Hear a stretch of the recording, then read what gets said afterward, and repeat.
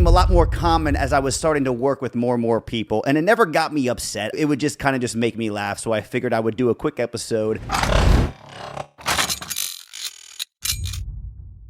Hey, what's going on, everyone? Welcome back to the Closing with Corey podcast. Before we start off, two quick things, actually. Number one, I am 0 for 2 when it comes down to dealing with some external issues when I'm recording these podcasts. Last week, the workers were in the back and they were blasting music, having a great time. And this week, there's a windstorm going on right now, so I'm sure you're going to hear some noises in the background as well, too, because it sounds like my house is about to fall over. Also, for everyone who tuned into last week's episode, it was one of my most viewed episodes. So anyone that clicked on that thinking that it was going to be a podcast talking about the college basketball tournament coming up in March, I apologize. I called it March Madness, and I looked on YouTube before in the analytics, and I was like, wow, people really, really enjoyed this. So, hey, listen, hopefully everyone that did watch it was trying to look into what the market was going to do in March. Getting that out of the way, this one was going to be a fun one. I wanted to talk about some common real estate misconceptions that I know that I deal with.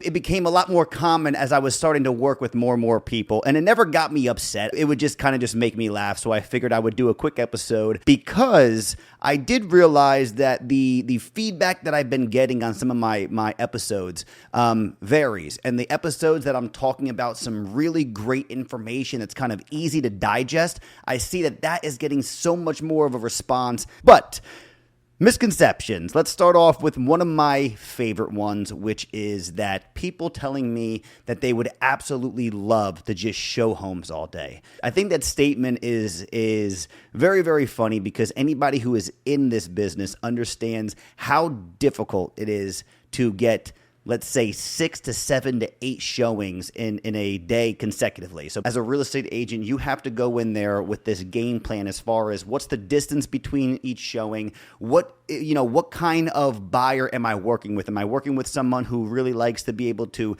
take in the entire property and take in the area and be able to take their time on each level and ask questions? Or am I with somebody who basically knows exactly what they want? They're going to go in there and bang out a showing, whether it's going to be 2 minutes, 20 seconds to where they pull up and they're like, hey, listen, this isn't going to be the one for us regardless. You have to take so many different things into consideration. It's one of those things to where if you have 8 showings in one day, one of them is going to be 15 minutes late, then that is going to severely impact every other showing more and more and more. It's like a snowball effect as you get closer to that 6th, 7th, and 8th showing. So another one is that agents get to keep all of the commission that gets paid out. Do I wish that was the case? Absolutely. But the reality of it is that there are broker fees. It's going to be different between whatever company it is. It's going to be different between each one of the agents. Another one that I've heard a lot of is that home inspections either pass or fail, which is not true whatsoever. There are things within a home inspection that can be brought up and then further discussed in negotiations with a buyer and a seller, between their agents, between their attorneys. As far as passing and failing, certificate of occupancies can pass or fail. Permits, if there was things that were done, those are also things that can either pass or fail. A septic system is something that can pass or fail an inspection, and the well test is something that can either pass or fail the standards for potable water. There's a lot of different avenues when you talk about inspections, but as far as the actual inspection itself, I'm talking about just the home inspection. That actually is not going to give you a documentation saying this either passed or failed a home inspection. The last two that I want to talk about is very simple when it comes into working with my sellers on listing a home and working with my buyers on buying a home. On the buying side, a lot of the times it's going to be, well, let's start at a low offer and work our way up. And on the opposite side of that, it's going to be some sellers that say, well, let's start at a high number and work our way down into negotiations.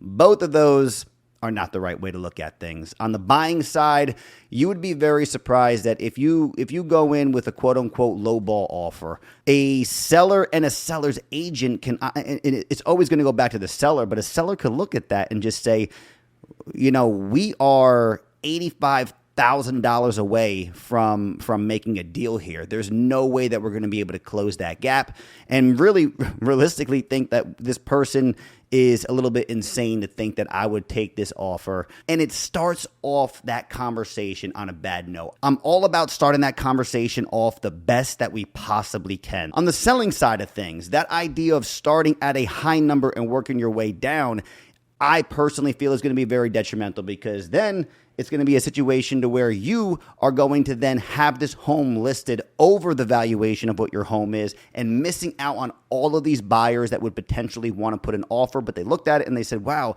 this person is $50,000 over what the actual market value of this is. Let's pass on this one and not even check it out, because we're not going to be able to come to an agreement.